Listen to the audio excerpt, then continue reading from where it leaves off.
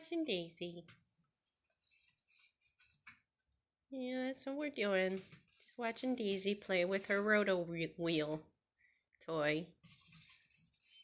I didn't have time to put the puzzle on it, but came to the conclusion that Daisy doesn't seem to much care whether there's a puzzle on it or not, because she has a mission.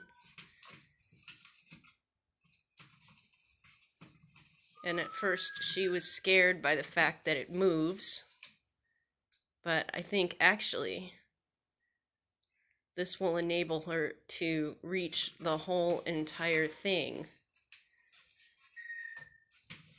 if she's crafty enough.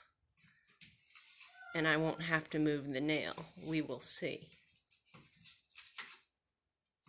Yes, Daisy needs to be kept busy.